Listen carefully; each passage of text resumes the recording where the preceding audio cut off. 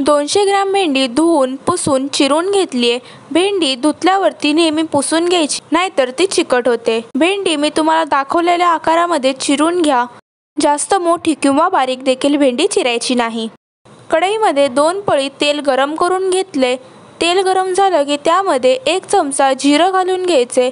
जिरं छान फुललं की त्यामध्ये 1 मोठा कांदा बारीक चिरून घेतलाय तो घालून घ्यायचा आहे। कांदा सोनेरी रंगावरती परतून घ्यायचा आहे। कांदा परतून झाला की त्यामध्ये छोटा पाव चमचा हिंग घालून घ्यायचे, 1 चमचा लाल तिखट, 1 चमचा धना पावडर, पाव चमचा हळद घालून घ्यायची। सर्व मसाले तेलामध्ये परतून घ्यायचे। मसाले परतून झाले की त्यामध्ये 1 छोटा टोमॅटो बारीक चिरून घेतलाय तो घालून घ्यायचा आहे। टोमॅटो मऊ होईपर्यंत परतून घ्यायचा आहे। टोमॅटो मऊ झाला की त्यामध्ये चिरून घेतलेली भेंडी घालून घ्यायची। भेंडी फोडणीमध्ये व्यवस्थित परतून घ्यायची। सर्व मसाले भेंडीला कोट झाले पाहिजेत, व्यवस्थित भेंडी परतली गेली पाहिजे। भेंडी परतून झाली की त्यामध्ये अजिबात पाणी न घालता, झाकण न ठेवता अशीच ती शिजवून घ्यायची।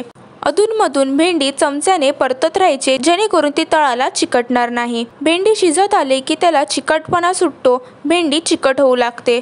तुम्ही ते बघू शकता, माझी भेंडी सुद्धा शिजत आली आहे, ती थोडी चिकट झाली आहे, तरी सुद्धा आणखी थोडा वेळ ती भेंडी शिजवून घ्यायची आहे। रेसिपी कशी वाटली कमेंट करून नक्की सांगा। व्हिडिओला एक लाईक नक्की करा। चॅनलला अजून सबस्क्राईब केलं नसेल तर चॅनलला लगेचच सबस्क्राईब करा। भेंडी आणखी छान शिजली की त्याचा चिकटपणा पूर्णपणे निघून जातो। तुम्ही ते बघू शकता, भेंडी व्यवस्थित शिजली गेली आहे, अगदी मऊसूत झाली आहे। ही पूर्ण प्रोसेस गॅसची फ्लेम लो ठेवूनच करून घ्यायची आहे। भेंडी शिजल्यानंतरच त्यामध्ये अर्धा चमचा किंवा चवीनुसार मीठ घालून घ्यायचे। आधी मीठ घालायचं नाही, नाहीतर भेंडी जास्त चिकट होते। आता सर्वात महत्त्वाची प्रोसेस ती म्हणजे त्यामध्ये बेसन घालायची। जर तुम्ही ज्या कढईत भाजी करताय ती कढई पातळ असेल तर खाली असा एक तवा किंवा पत्रा ठेवून घ्या। त्यानंतर त्यामध्ये बेसन घालून घ्या। 200 ग्रॅम भेंडीसाठी 2 चमचे बेसन घालून घेतले। बेसन सर्वीकडे पसरवून घालून घ्यायचे, जेणेकरून बेसनच्या गुठळ्या होत नाही, भेंडी वेगळी बेसन वेगळं असं होत नाही। बेसन घातल्यानंतर त्यावर झाकण ठेवायचे, जेणेकरून वाफेवरती बेसन शिजलं जाईल। बेसनचा थोडाफार कच्चेपणा असतो, तो बेसन भाजीमध्ये परतताना निघून जातो। तुम्ही ते बघू शकता, अशा पद्धतीमध्ये बेसन भेंडी भाजी तयार झाली आहे, ती सर्व करून घ्यायची आहे।